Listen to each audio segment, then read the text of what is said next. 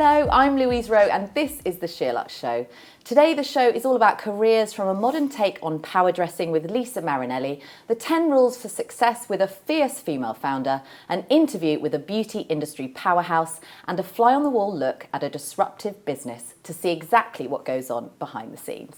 But first, I'm joined by the most impressive sofa ever, Lara Mead, founder of Varley, Priya Downes, founder of Nudea, and Whitney Bromberg Hawkings, founder of FLOWERBX. Welcome, ladies. How are you doing? Good. Thank you for having us. So happy to be here. This is a power sofa, if ever I saw one. I love it.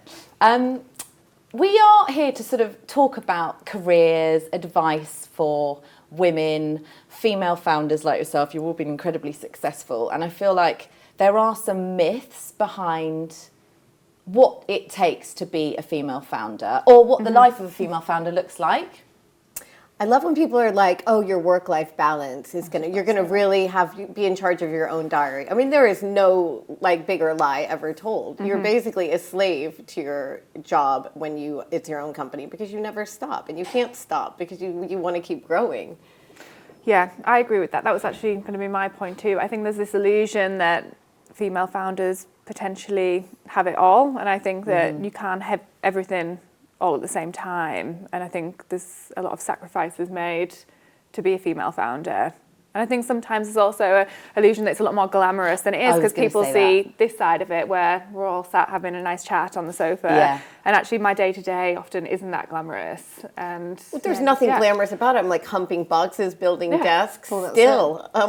Yeah, you have to wear loads of hats, don't you? And you're probably going to be the person that's the last person to leave the office. You're there sort of packing orders. I mean, I remember when I first started the business, to be a jack of all trades, really, because you have to do everything. So it's the opposite. I'm like, of when glamorous. does that stop? I know, exactly. I'm like, we're still when are we not a startup anymore? Because we're almost 7 years in, and it's still very much I'm delivering flowers if there's no one to deliver flowers.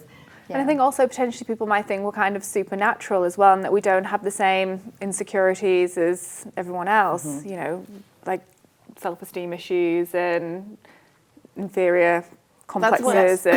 I love having Lara as a fellow school mom too, because we're at sports day sitting there like, oh my God, this is so stressful. Oh, the pandemic. Oh, is wholesale booming? Is retail booming? Is online booming? Trying to navigate a really, really treacherous past few years.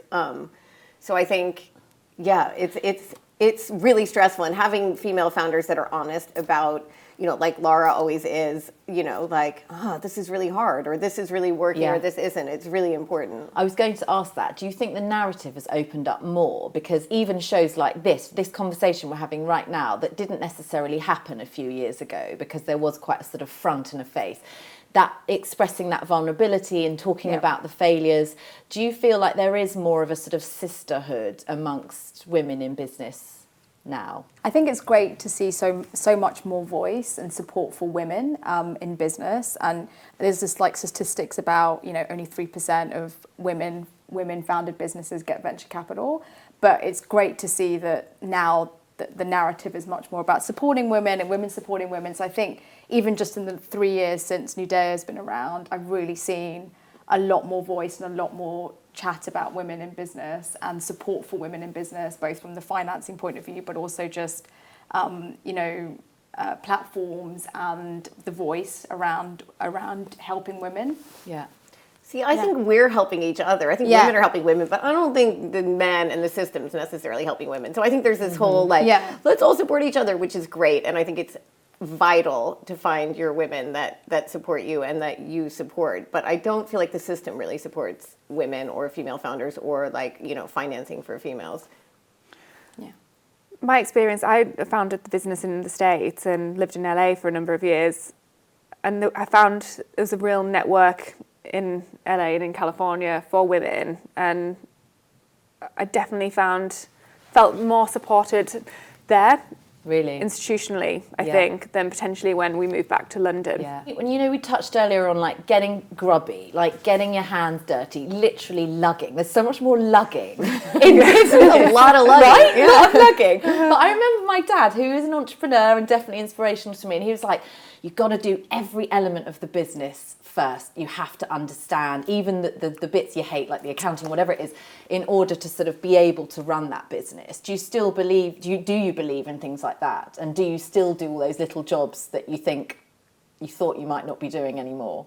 Like the I think it's really important to understand all of the the operational complexities, to understand the finances, broadly. Of course, now I'm in a lucky situation where I've been able to hire people that are better at it than I am. I mean, there's a logistics and an operations person that's better at operations than I am. But I think it's vital to understand it because you also know what pressure you can put on it. I know, on Mother's Day where we have to cap orders because I've seen the physicality of if you have 7,000 orders versus 9,000 orders, like what it does to the operation. So you need to understand that sort of the fundamentals of the business.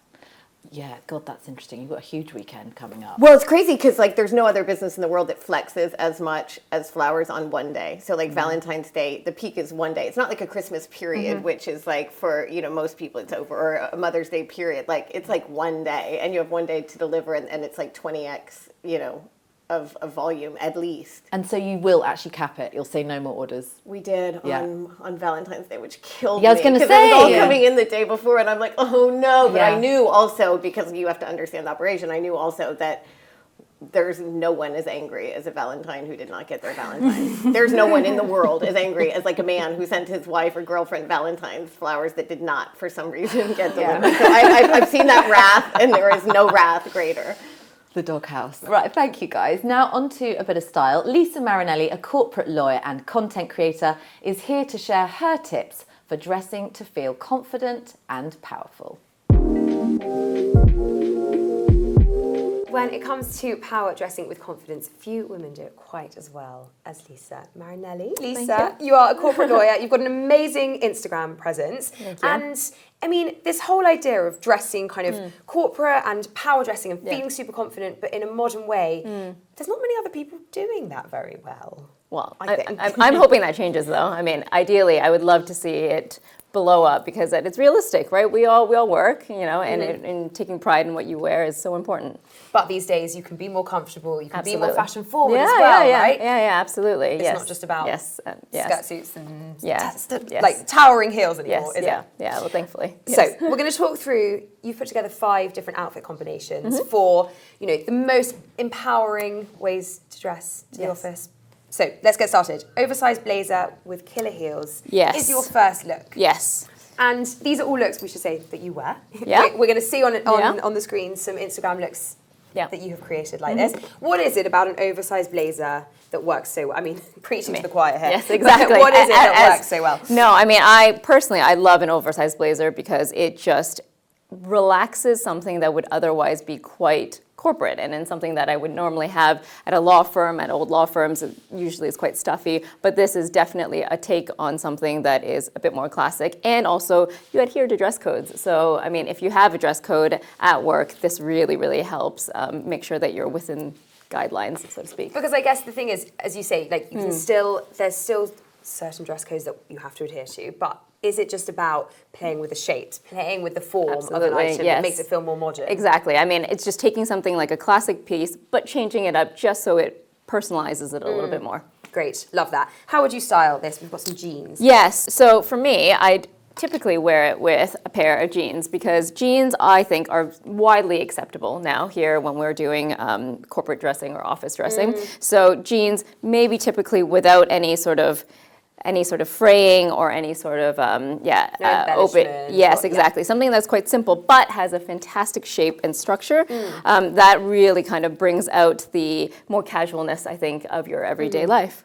And I mean, some places still wouldn't allow denim, but you could kind of take these as get away with it, I think. But also, or shape-wise, right? True, Like you could wear a wide leg leg trouser and that's a bit fresher. Absolutely. I think you could absolutely wear a wide-legged anything, really. Even the trousers that I'm wearing today, they're slightly bigger than normal. They're not as sort of tapered, and I think that would really help kind of give you that shape, especially with an oversized blazer. A much more modern silhouette. And shoes with this?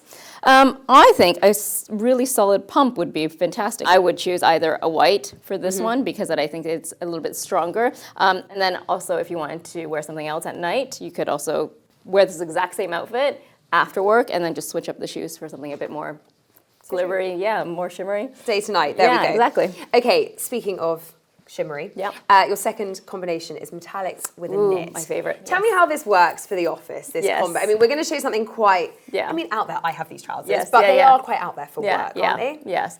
I mean, yes. I mean, if you can push the envelope. So I work in a gaming business, so we have no dress code. Sure. But if you had a dress code, you probably would be pushing it a little bit. But that being said, is that my rules are, I typically don't wear anything that's revealing, or I don't wear anything too short. So not too much skin, but everything else I think is fair game. So silvers, metallics, textures, everything like that is just so important to bring out your personal style.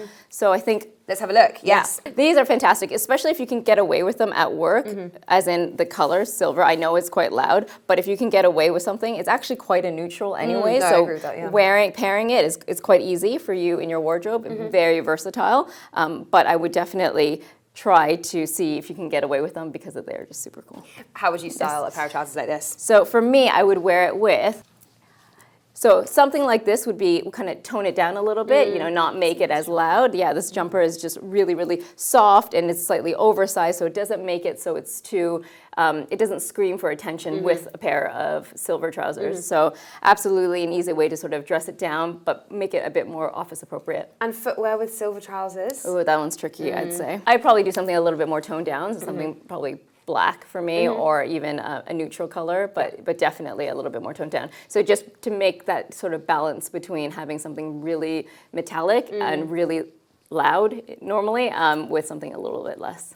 Elevated sweatshirt look. I'm interested in this. So the idea is confidence and dressing to feel empowered. Absolutely. So how does a sweatshirt kind of play into that? Oh, I love, this is my favorite type of dressing is wearing something that is casual with something that is formal or more formal. So a sweatshirt with earrings like yours, or just big kind of, statement earrings, and something that is a little bit more formal on the bottom, it works so well for me. Nice. So we've got a sweatshirt from Ray here. So I think independently, these two pieces, you might not be, they might not be as loud or a statement, but together I find them just so easy. So what I would do normally is I would wear a pair of jean skirt or a long maxi skirt with this, and then I'd tuck in a really, really comfortable sweatshirt, and then wear some really big earrings with it. And so the earrings actually with the sweatshirt, that combo makes it just so much more fun, and it brings out the confidence, and also you're really comfortable. Well, I think part of, I think when we talk about power dressing, you kind of associate it with the big heels and the big shoulders, which is great, but equally it's kind of also about being comfortable enough to do your job. Yeah, absolutely. I think when you are most comfortable, that is actually when you perform the best, because you're not always fixing yourself and you're not always pulling something up, especially if you wear like tight skirts, for example. If you're in a really super tight skirt, you might feel uncomfortable sitting down and you're not always thinking about what you're wearing. Whereas something like this, it's still chic and it's still office appropriate, but yet it hits that nail of being comfortable and being able to do your job. Love it. I'm going to copy that this week. I'm quite excited. Got all the bits. Can't wait. Okay, statement top and jeans is next. Yes. I think it's so true what you said, Lisa. Like, there's nothing worse than at work being really uncomfortable, and yet you have to live with it for the whole day. Exactly. Yes. Yeah. Okay, statement top and jeans. Yes. What does that look like? So I love a statement top in any shape, any color, anything that's big and loud and really screams like this is me and I'm walking into a room. And I especially think with femininity this time of day, with International Women's Day and that sort of thing, it's really important for us to show our personalities by our dressing. So something like this would be so well constructed, and you can see, I mean, you definitely make a statement when you come into the room, but you tone it down with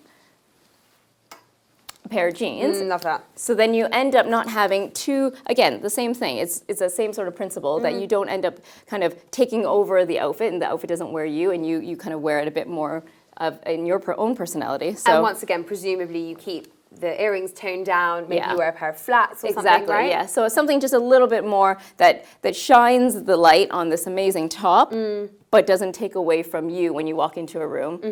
For anyone who's watching thinking, God, I could never wear that to work. Like, what are your other, what is a kind of something else statement that you could wear that is perhaps a little less fabulous than this? Roughly, yeah. I think it's just textures. So like textures or colors. So like, for example, a brocade rather than having, so this is quite voluminous, right? So if you feel like it might be too much in your way during the day, something that is less sort of structurally big, but more to do with colors or, you know, really bright patterns, like that kind. That's still a statement, but So it's, true. it's just a different way of communicating it. Love that. Okay, that's a beautiful look. Next up, finally, printed trousers and a white shirt. That's a kind of timeless combo, really, isn't it? Printed trousers and how do you make that feel modern? I think it's the shape, to be fair. And then also, one of my favorite things to do ever is I'm going to bring them both out at the same time. So I love a good trouser. Okay, Those are fab. These are fantastic. They're amazing. Oh, I've got it written down. La Double J, that's why I like them. Beautiful. There we go. I love a statement trouser, but the way to sort of dress this down a little bit more, easy shirt, button-up shirt. But then you kind of, okay, so this is where I think, you know, you should definitely not show too much skin. For me, don't show as much skin at work. But what you can do is unbutton a couple of these and then roll up the sleeves. And that effortless look of rolling up the sleeves with a pair of really statement trousers just works so well together because then it doesn't show like you're, for lack of better words, trying too hard. Like you're not trying. Cool. Yeah, it's you're just, you know, you happen to have a pair of really cool trousers in your closet today, and you just, you know what, I'm just going to get dressed, and this is how I'm going to come to the office. Yeah. It's just that really effortless look. Love that. There's also a pair of bright orange heels lying around down there. I don't know if they were intended to go together, but I love the idea of adding a really bright heel to that as Exactly, well. absolutely. Fun. Great. I mean, Lisa, full of all the pro tips. Thank you so much. No, pleasure. Do go and follow Lisa at Lisa Marinelli on Instagram. Honestly, the best, most empowering fashion out there. Oh, thank you. I love that. That was fab. I love the thought of an oversized sweatshirt, glam earrings for the office, little pencil skirt. What do you guys wear to work to feel your most confident?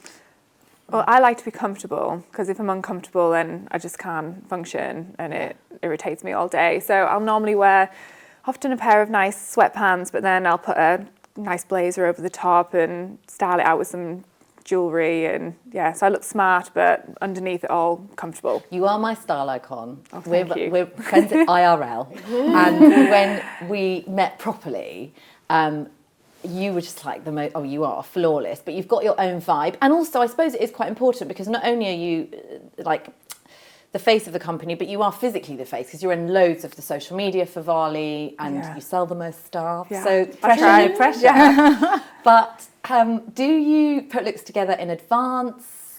Yeah, do you know what? I have quite an organised brain like that. So when I look at my diary at the beginning of the week and I see what I've got coming up in my head, I'm like, okay, I'm going to wear this, this, and this, and then I have quite a capsule wardrobe, so I kind of know what I've got and what I can pull together very quickly. So I am quite organised about it. Yeah. Spain, and you organised those looks like Last by the week. weekend. Yeah. I know what I'm wearing on the plane. I know what I've got for my meetings. Yeah. It's just good to Do go. you guys have similar uniforms? Yeah, I mean, I definitely am a firm believer in planning outfits, you know, especially when travelling, because it makes packing a lot easier and a lot more efficient. And I'm the same, like I sort of think about my week ahead and go, I'm going somewhere, I need to sort of dress differently or, you know. But because my days kind of involves running around, you know, doing anything from packing boxes or meeting customers, that comfort is key for me. So it's always about, you know, a cool pair of trainers, but with a nice blazer or a pair of trousers or a nice pair of jeans. Jewelry is kind of one of the things I kind of go to for that sort of confidence as well. So yeah, I think for me it's comfort, but with a bit of glam touches. Yeah. God, I love you both love comfort. I think after working for Tom Ford for 20 years, I think clothes are meant to make you feel uncomfortable and like really pulled together. No, I'm a sucker for tailoring and anything that makes me feel sort of put together when I feel like everything else is falling apart. So anything like, you know, I feel like if I put on a jacket and I go on a Zoom, especially, you know, in an environment where you're raising money or whatever, you're like, you look sort of the part. It does I'm going to say something, like it does matter what people are wearing on Zoom, at least from here up. And I think there is a sort of etiquette almost. Yes, that is often ignored. And I think you should think about whether you're facing the light, whether you should need a book to put your laptop up. And I'm talking about people that might be applying for a job or, you know, in a more junior position potentially. And you know, do you know that red suits you? Great, then wear a red top. It doesn't have to be Chanel. It suits you. Yeah, but also Lara is selling her incredible, beautiful, luxurious sportswear brand. So I think if I weren't selling, do you know what I mean? Which it makes it easier for you to be like, you show how that can look. So and that's maybe not Varley, but how it can look so elevated. But I feel like I'm selling this luxury, how to live your most beautiful life to luxury brands. So I feel like if I'm going to Vuitton, I'm going to Chanel, or I'm going to Gucci, you're also like, believe in me because I care about this. Yeah, I think it's very important to align your image with what you're trying to promote and sell. And and that completely fits for you too, because underwear is the absolute basis of feeling comfortable. Yeah, and I mean, Nudea is all about luxe essentials, and it's about everyday feeling good, feeling great about yourself. Comfort is key for us, and I think my style kind of echoes that too. Like, I'm definitely a comfort first girl. Yeah. And what about you? You're the queen of always looking immaculate. Well, these are very squeaky, Whitney. So they look very cool. Very good. You can get that on the microphone. I don't know. I hosted a makeover show for years, and so I mean, we all know the power of clothes, but when you... I met you when you were hosting. Didn't you interview Tom? I did. Yes. It was amazing. And I think I don't always want to wear a heel. Sometimes a loafer makes me feel more powerful than a heel, but it's a lot to do with that day or week, you know. Let's say it's the wrong time of the month, you feel super bloated, then I'm going to switch lanes and not wear the tightest leather trousers I've got, but it has to make you feel like put together. I like to feel put together. That doesn't mean uncomfortable, but I think, you know, like a blazer, just something. So I would love to talk about failure. One of the most powerful diagrams I ever saw, and this is like 20 years ago, was an arrow that went straight up and it said, this is what people think happens in business, you know, route to success. And then there was another arrow that literally went woo, woo, woo, but down, and it was like, this is actually how it works. What are some of the moments where you have felt hardship or like giving up? Or I think for me, when the business was young and I was living in LA, it was growing at such a rate where we were having to like forward fund huge collections as we were growing, and I don't think we'd ever really, as founders, thought too heavily about the impact on working capital naively. I just thought you were growing, you were making sales, your revenue was growing, everything was great. And then I think we had the realization of the pressure of like working capital, and because we were self-funded, that pressure on my family personally was immense and something I would never wish upon anybody. And that they were dark days. And looking back, I'm not sure how we like powered through, but we did. Weren't you pregnant as well? I was pregnant. Oh, I'd had a baby, and then I was pregnant with another one. Yeah, and then having to go to market and raise when you really need to raise because you need cash is really difficult. And I wouldn't say it was failure, and I never think of anything as failure, actually, funnily enough. I think failure, I'd rather fail trying than never to have had a go at something. I think that would be my idea of failure, is not to have had a go. And I think every time you fail, you almost, for me in life, I've almost like jumped forward onto something else, and failure's almost been a really positive thing. When things haven't quite gone right, it's taken me down a different route or a new door's open. So I never really I don't really like the term or the thought of failure. But I will say cash flow, working capital in the early days is a horrific and such a huge worry that keeps you up every night.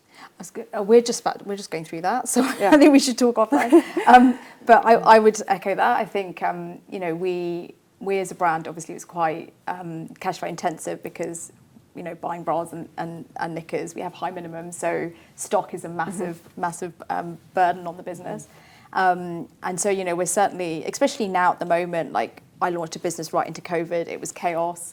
I don't think I've known anything but chaos, because coming out of the pandemic, it's been also been a crazy time. So I think for me, it's the sort of the uncertainty at the moment, and you know, my business is still quite young and we're still in the early days, and so kind of things like working capital, and just everything that kind of comes with being in, you know, in this kind of chaotic period of uncertainty. It does feel like it's hard every day, you know, but I think you just have to kind of continue kind of like ploughing through the dark days and believe in what you're doing. And I think that's kind of what keeps me going every day. But it is hard. It is really hard. Yeah, I mean, I echo what both of you have said, but also the fact that there has been no normal. You know, it's like navigating through COVID, that was extremely challenging. Then, you know, all of a sudden, the expectation is to be really profitable, whereas the expectation 3 or 4 years ago was grow as fast as you can, and there will be capital available. So all of a sudden, there's no capital available. All of these unprecedented, but it's like every day and every chaos, 6 months, and it's like unprecedented inflation, unprecedented cost of living, unprecedented, you know, war in the Ukraine. So all of these things make what's already challenging, which is having your own business, like even more. It's the uncontrollable. Yeah.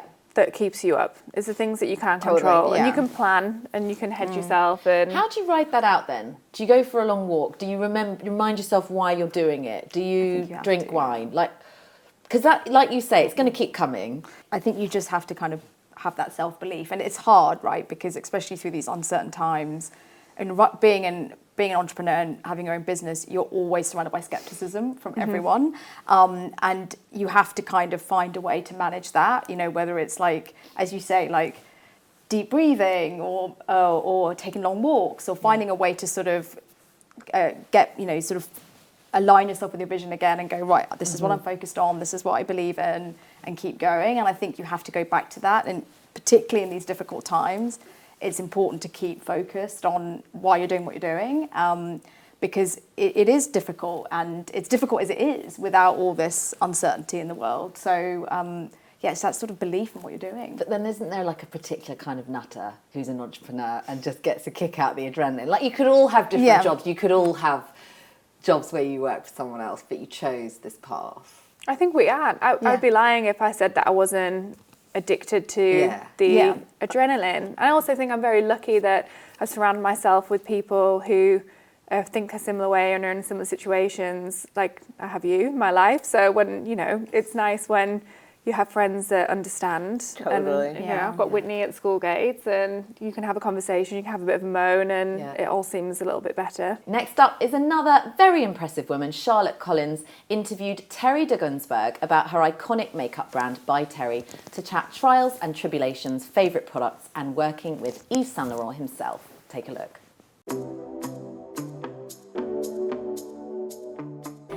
It is such a joy to have you here. Thank you for joining me today. Thank you for inviting me. Not at all. We've got to start. Can we go back to the very beginning? You were a medical student, you became a makeup artist. How did that happen?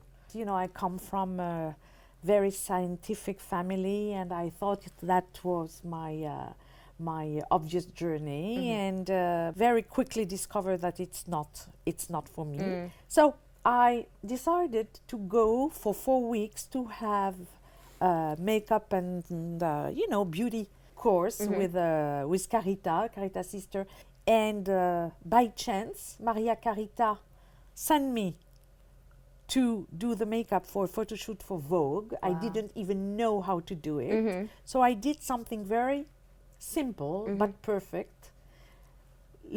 Red lips, beautiful glowing skin, eyelashes, eyebrows, and that's it. Okay. And it became like a trademark. They loved it. I worked with a very important photographer, and I became a makeup artist. I've got a note here that says your father taught you to make creams and perfumes from ingredients in your garden. Is that true? My father loves and still loves all ingredients, and he knows perfectly all the molecules for medicine and things like that, but he always loved cosmetics and ingredient. And my sister is the owner and the founder of Nudea. So he told her, go to this area because it will be the future of cosmetic. Natural, clean, without using the word clean. Yeah. And yes. So how did you go, you got your big break with Vogue. How did you go from being a makeup artist to somebody who developed their own product? When I was with Carita, I was using many other products, and one day she told me, why you're not using Carita products? And I said, because I can't find what I have. And she gave me the opportunity to reset and to relaunch the whole line, to redevelop, and I did it. And from that, I got this knowledge and this passion of creating products. And, you know, the Wall Street Journal named me the Steve Jobs of cosmetics. I mean, which means that's a high lot. praise. My products are skincare infused, but they are they have much more skincare than pigments. Makes sense. Because it's a knowledge that I discovered. I don't want to have a medical product. I want to keep all the glamour, because that is a part of the efficiency, the pleasure to applying it, to wearing it, and it's part of the result. Talk to me about Touche Eclat. I mean, that is what, even if people aren't into beauty, that is one of the most iconic, if not the most iconic beauty product I think ever. it's the most I think it is. iconic beauty product. Someone from the lab at that time gave me a click pen and we had in the range a click pen with a sponge for a concealer, but it was very cakey, and gave me that click pen with a brush. And I said, oh, what about if I put what I'm used to do when I was a makeup artist in studios with a drop of very, very light foundation, a drop of toner, and a drop of moisturizer. That was the concept of the product, to create a formula that you can put on top of powder, heavy makeup, because those days was like that. So I decided to do that in a click pen, and it works. Yeah. So you launched by Terry in 1998. How has the brand evolved since then? What's different now? What's different? It started just with one boutique in Paris. I was doing one product for one lady. For you, for example, if I had to do a foundation, you want a bronzer, but you don't want coverage. I can feel that. I like quite a bit of coverage, actually. But yeah, a little bit of coverage, but so you don't want a cakey foundation. So I used to do that for one person, and we were booked for 2 years. We were Hermes bag, you know. There was a waiting list. Mega, worldwide. But what is exactly the same as from the very beginning is the luxury that we put in our ingredients. We're still small. We're a big signature, but still very small. Small operation behind it. Solid operation, and you know, it's the business belongs to me 100%. Well, that's how you keep the ethos and the philosophy, isn't it? Makes total sense. You've worked with some amazing people as well over the years. You know, Helmut Newton, Guy Bourdin. Can you think of a career highlight, a couple of career highlights along the way? Really working with Guy Bourdin was but the highlight of my career was my time with Yves Saint Laurent himself. That was a highlight of my life, of my career, sharing with him the detail of color, discovering with him, with Loulou de la Falaise, how to make a beige color not flat. And there is a secret behind that. Maybe I won't share it with you because I don't. Because it's a secret. He was an artist, he knew everything. And he could see little difference between one color and a tiny shade. It's a transferable skill almost, isn't it? If you're someone like that with such an eye. Let's talk a bit about beauty, makeup. What is your, I'm sure you've got hundreds of pieces of advice, but what are your beauty rules for you personally? What do you live by? I have a motto: glow with or without color. So skincare is super important. Cleansing, it's impossible to avoid. So I have 3 minutes, 3 products gesture every morning, every night. Hydration is the base of everything.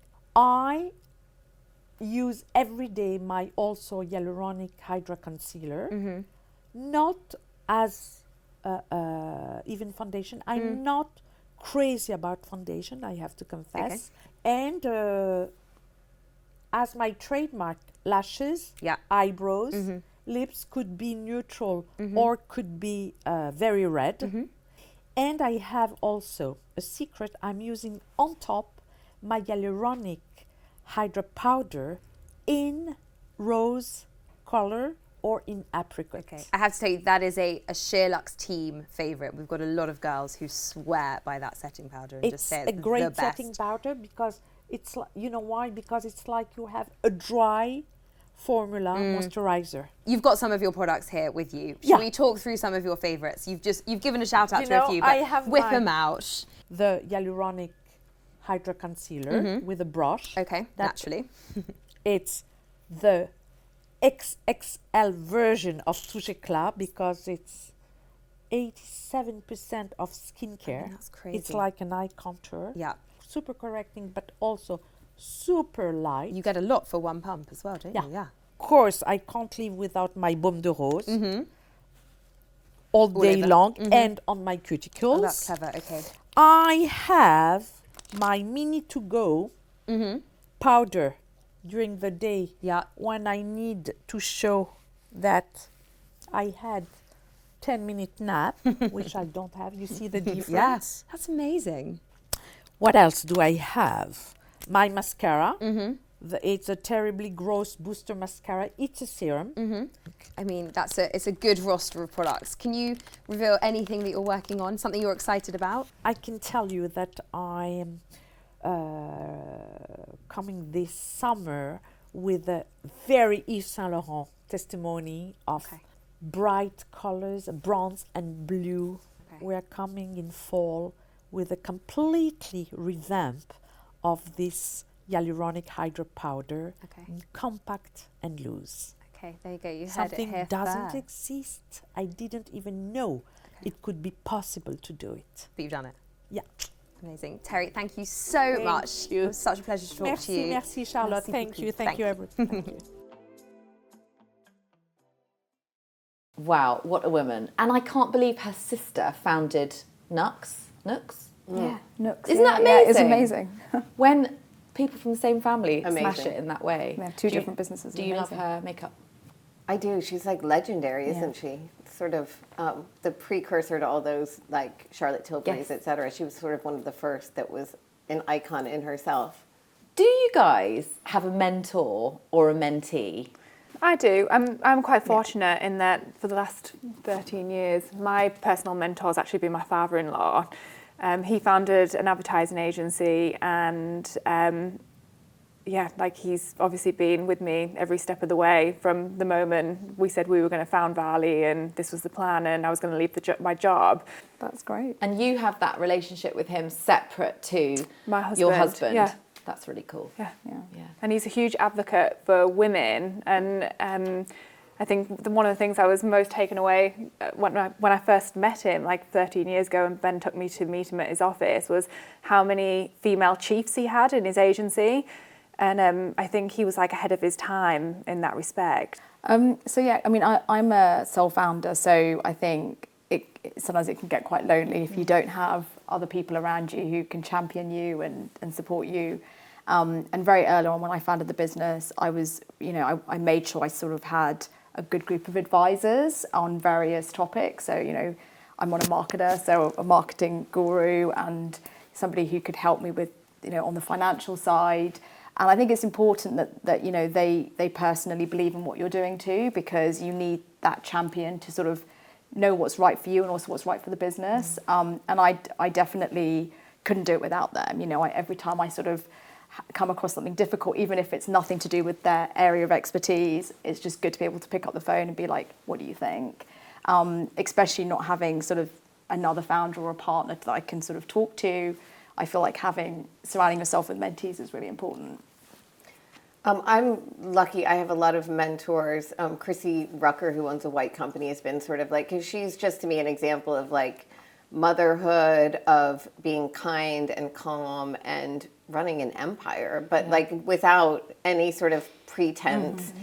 But then I think it's also important to have mentees, because I think for me, first of all, being able to impart knowledge and be like, this is going to be okay, you've got this, here's what I would do, here's what I did. It also reminds you how far you've come, because sometimes I'm like, God, have I learned anything out of all of this? And I think when I can impart some knowledge on someone who's earlier on in the journey. One thing I started doing a few years ago that I think anyone watching might want to do, or you guys, is I went to Durham University and I went back to speak a few years ago, and in the process kind of became buddies again with the whole faculty. And now every year, at least once or twice a year, I take on 2 interns and we interview them, they do assignments before they're taken on, and we get like a lot of people apply. And it's brilliant because they are with us throughout the whole summer holiday, which is so long when you're at uni, so you've got a decent chunk of time.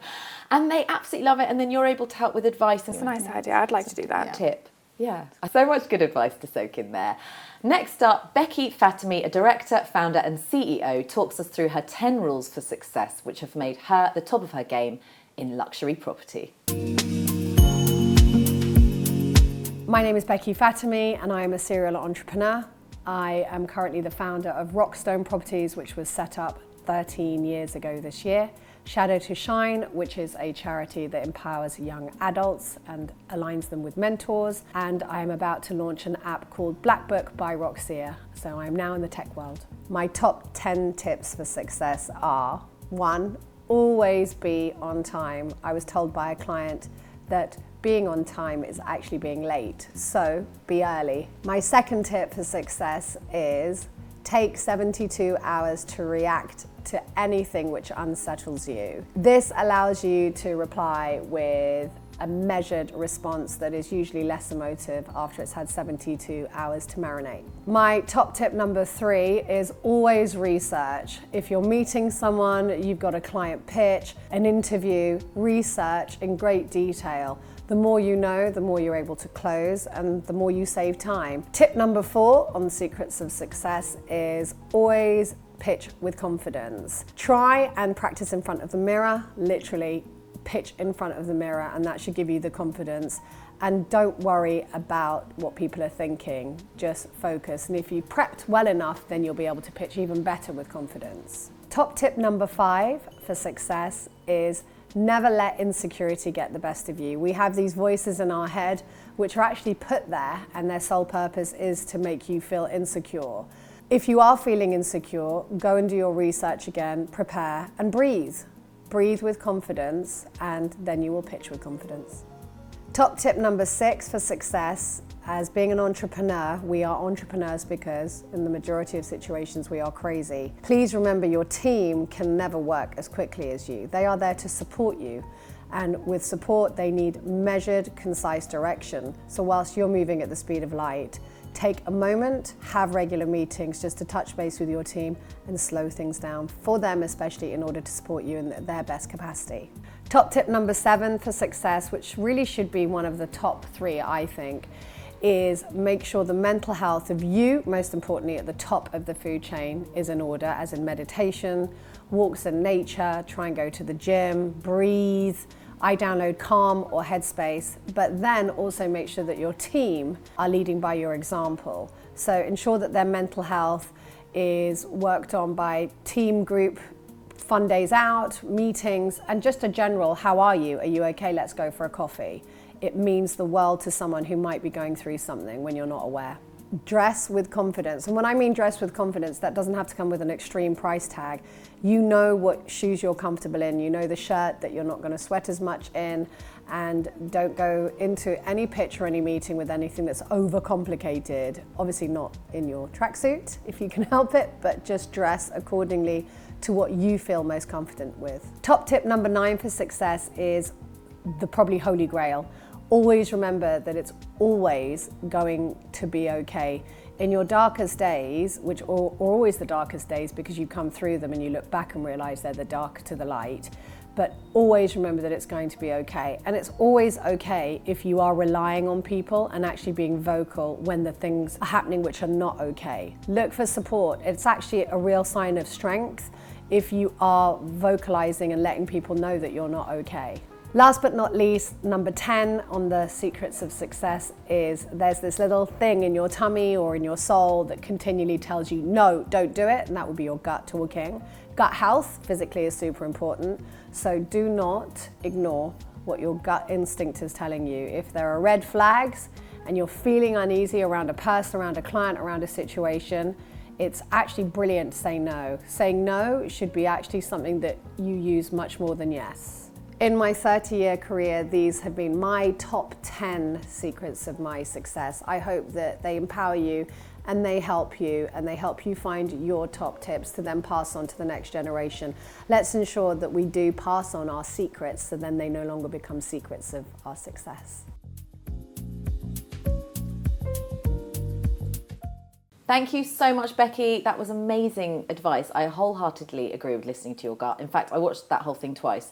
Did you guys find that interesting? Yeah, I thought it was amazing. Yeah, I thought it was amazing. I especially loved her tip about the 72 hours before making any difficult decisions. I thought that was a really good tip. I wasn't going to ask this because I didn't want to question her, but that's quite a long time. Yeah, it is actually. Yeah. Do you think it's okay to wait? Well, I think she was trying to say that anything that's really difficult, so anything that sort of you get quite emotional about, giving yourself that time to think about a considered response, I think is very sensible. Have you guys had light bulb moments, turning points, anything that you would love to share? Before I started the business, I'd had a long career working in corporate, and I worked at Burberry for 7 years before I started my own brand. And I remember one day sort of feeling like I was ready for my next move and didn't know what to do. And I had this idea for this business, and I was talking to my husband about it, who is ex-venture capital, and so he'd worked with small businesses before. And I kind of said to him, I'm thinking about starting my business, but I'm feeling like I'll do it part-time. You know, I'll just do 2 days and then I'll do, you know, and he was like, wait, what are you doing? Like, why are you doing that? Like, if you want to start a business, go for it, just do it. And I was just a bit like, yeah, but what if it doesn't work out? Like, I need something to fall back on. I need, you know, like a safety net. And he's like, why? And I think in the end, he sort of kept drilling me.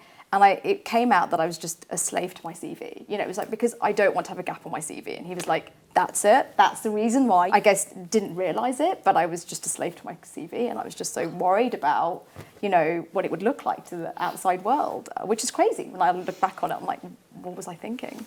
I think for me, when we founded Varley, we put together our first sort of sample collection, and we did a lookbook.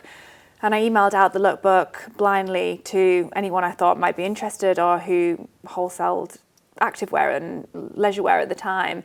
And I got a meeting with Bergdorf Goodman's, and I was pregnant at the time. I flew into New York especially for it. I'd never done a sales meeting in my life. Had my little suitcase with my samples and went into Bergdorf's and hung them up and hosted a sales meeting, not having a clue really what I was doing other than having a real belief in the brand and the product. And they loved it and they placed an order, and that was my first ever stockist. And I think for me that was a bit of a moment of, I can do this. And yeah, I love that story. I didn't know that. I keep waiting for like that moment. I don't know, everyone's like that moment. I remember like Rent the Runway, I was listening to her thing and she's like, yeah, there was like this full page in the New York Times, and like all of a sudden we had made it. And I'm like, when do I make it? You know what I mean? Marcia Kilgore, I interviewed her for something the other day, and she said at Bliss Spa, they did a full page in American Vogue on this cream that she sold, and she said her next 6 months of like cash she did almost overnight. And I'm like, okay, we've had the full page of the New York Times. We've had, I mean, it's great and we're growing, but I'm waiting for that moment where you're like, we made it. But like, I don't know if that ever comes. But do you think also celebrating the small wins is really important? It's important, but it's so hard when you're in the weeds. It's so hard to be like, oh, wow, that was great, because you're like, what's next? How am I going to grow on this? And I think when you're on this growth adrenaline thing where you're like, have to keep growing, you're like, that's great, we just had a record Valentine's Day, what about Mother's Day? It's like I didn't take a moment because I'm constantly like looking at what I have to do next. Yeah. Why flowers? I've never asked you this. Well, that was like gap in the market, really. I wanted to create a global flower brand. The same way Varley, if you go and buy Varley in Bergdorf's or you buy it in London, you're getting a consistency of quality, of value, of how it's packaged, the whole buying into the dream. And flowers, like you send flowers with any global flower provider and it's like consistently terrible. So I wanted to create a global flower brand where you're like, oh, you know, if you're sending to your sister-in-law in LA or you're sending to your, best friend in Paris. Got to ask you then, why underwear? So, I started the brand sort of between my second and third child, and obviously I had this wardrobe full of great trenches. I'd worked at Chanel before, great handbags, and so I spent a lot of time with my clothes.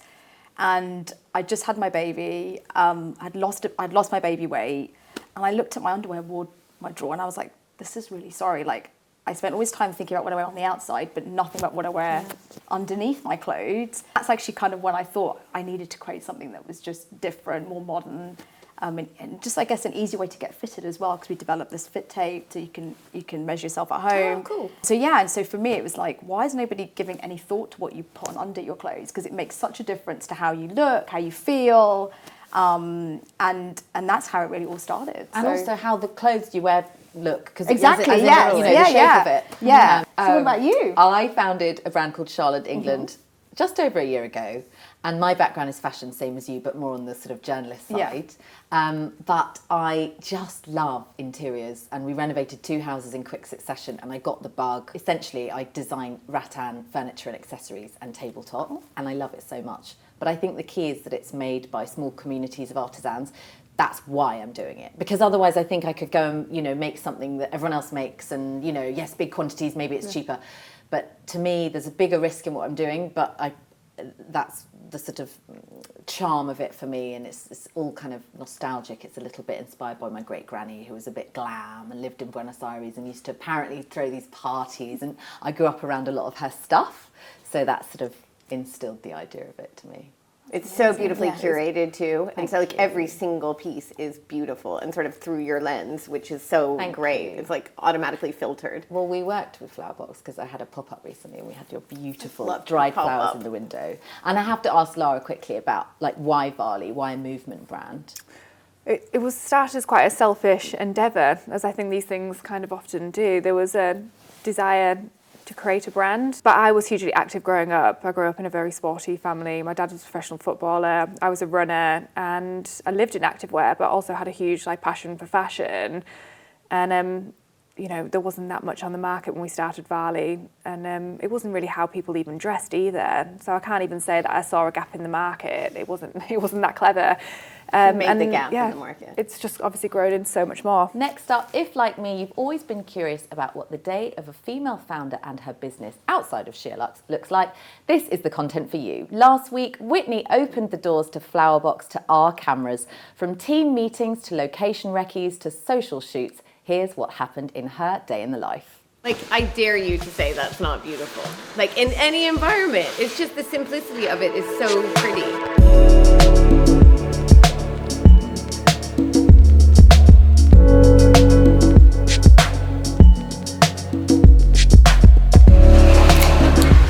Well, everything in here is cut to order, literally. So everything in here today will be gone in an hour. So literally they can't be fresher. We have 0 waste, which is inherent in our business model. So it's not just an afterthought. We literally have 0 waste. I think really the most important thing is quality. For me, it's you can have as much fancy packaging and bells and whistles and all of that. If you don't have a beautiful quality product, no one's going to want to partner with you. So for me, everything we do is quality led. From this amazing team here that's packing everything so beautiful and with such attention to detail and such care, to the customer service team who's answering the phones, responding to customers, real quality from the beginning. Everything we do is quality led. So I look after everything from buying the flowers, planning campaigns, planning new season launches, and buying the flowers, getting them here to the warehouse, getting them packed and ready, getting them shipped out with our driving team, and then also the aftercare, so customer service as well. I am operations manager at FLOWERBX in UK, and I deal with the drivers, with all of the delivery partners, all of the couriers we use, all the scheduling, so everything that has to happen for the flowers to be on the road.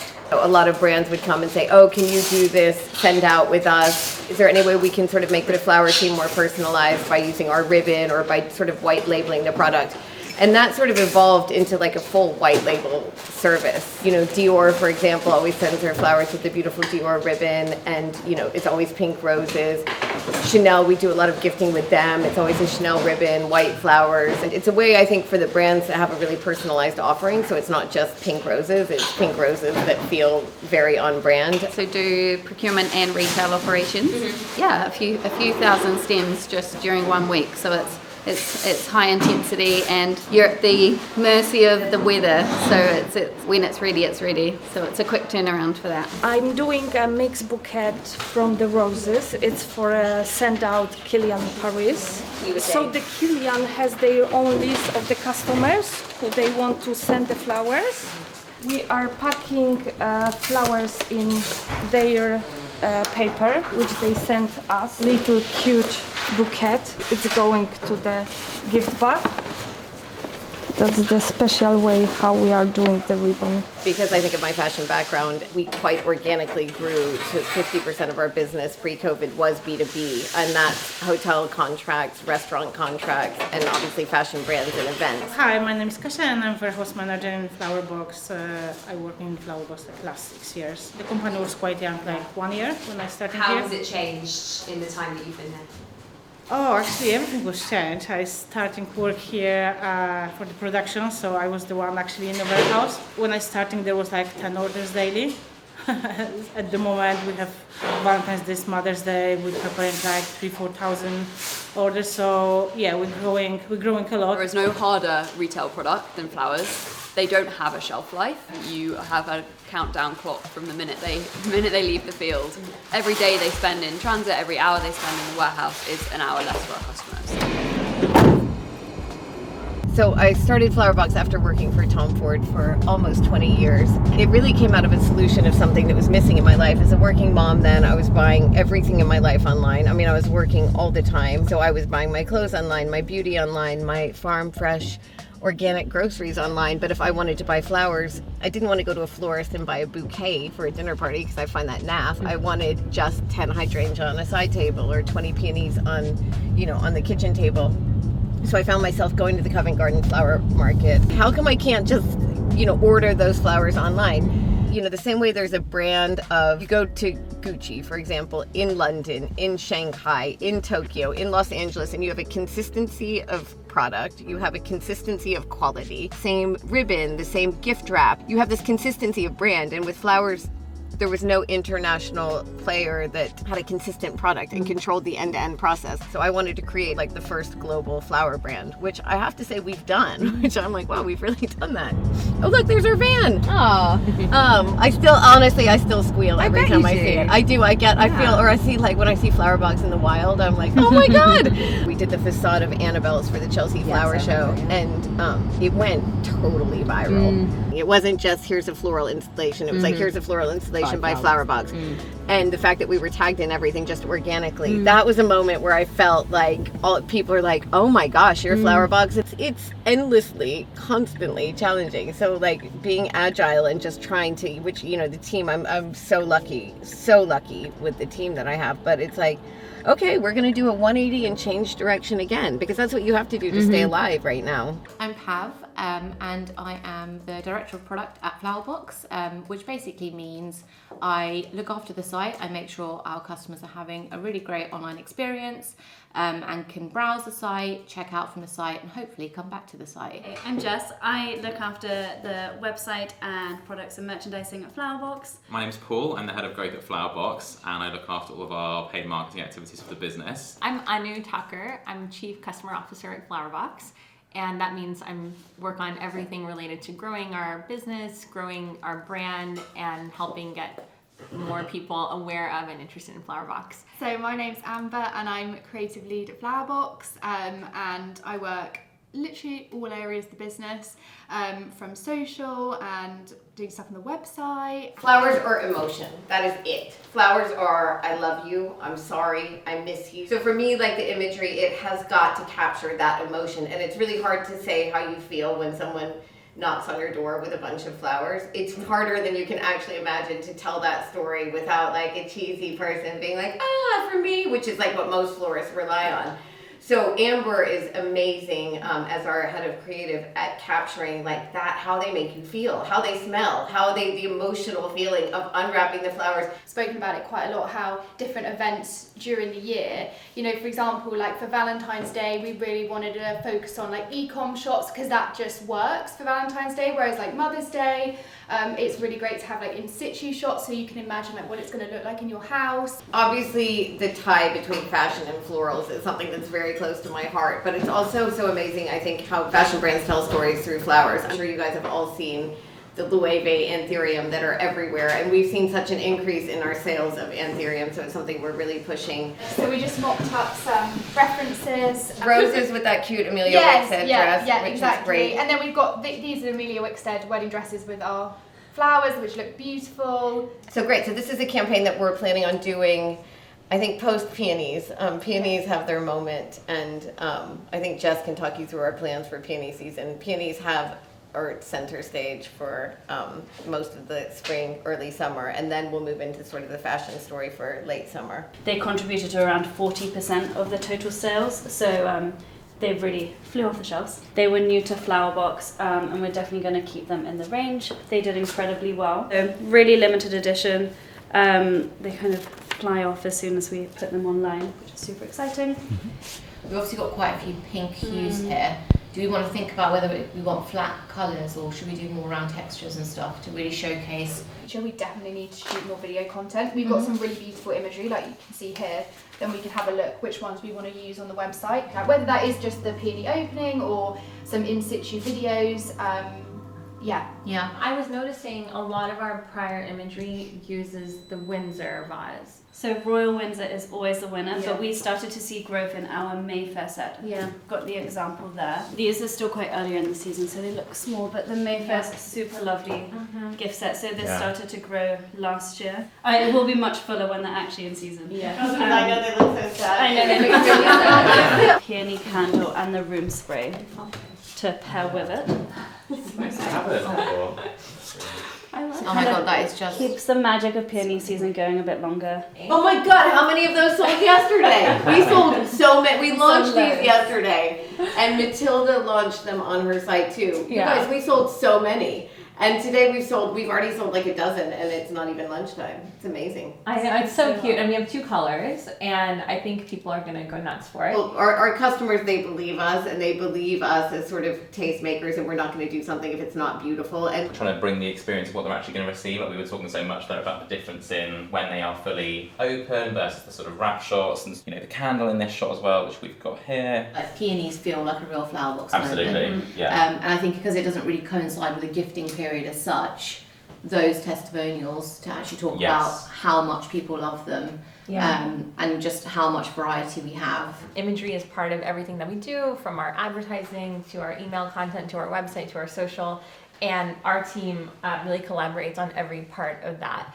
And so we want to be kind of consistent and really thoughtful about what messages we're telling with our imagery to showcase like the gorgeousness of our products and our emphasis on like beauty and perfection. You never get out of me. I think I'll do a few lit and then we can try without. Very have a look. beneficial. What do you think of the lighting? I think it's okay. Yeah, it's nice. Yeah. Is it it's okay, good. or is it a bit? I think I'd quite like to get some close-ups. I'm at one of my favorite spots on the entire planet, the River Cafe in London, with my dear friend Ruthie. She's been one of our earliest customers. The River Cafe was one of our first sort of contracts. The way Ruthie did flowers was exactly how I wanted to consume flowers. Just really big, abundant bunches of amazing flowers, really simple, just like her aesthetic in food, her aesthetic in everything that she does, pure quality and abundance. Doing my flower arranging. A relationship grew, I could tell, a fellow American, a woman who was ambitious and kind and charming and wanted to grow, but also was concerned with quality and values. We talk on the phone, we meet in a taxi. I call her for advice about work, a friendship and a working relationship that's grown out of mutual respect and love. Ruthie, I always admired her long before I was lucky enough to be her friend because of her hustle and her drive. And even though she has every success in the whole world, like the fact that she's still here, she still cares about every single detail of the restaurant, which is like, and the store, and keeps growing and keeps evolving. And that drive I find so inspiring. You know, now is launched this like #1 podcast with people like, John McEnroe last week. And I look for flowers that are part of the design of everything we do, whether it's the way we put a piece of lamb on the plate, or the color of the carpet, the way the waiters wear shirts, and that flowers aren't an addition. It's not something that we just say, let's have flowers today. That Whitney really, and FLOWERBX is such an exceptional company that I don't even think of it as a florist. I think of it as part of a design ethos. If Whitney is saying I have a beautiful orange tulip, we'll have orange tulips. That constant evolution of growing while still being really true to the brand, because it's easy to grow and lose sight of where you came from, but you have never sacrificed or compromised the integrity of the brand that you've built, but like kept evolving it, which I think is the key to scaling and growing to be, you know, a really amazing sort of household name. But I love you for doing that so much. Thank you. You owe me one, then that means having a coffee with me. I owe you one. I owe you more than I one. miss Yes, you. me too. We have a lot to cover. Yes. Thanks so much for joining me today for so much floral fun. Thank you, guys.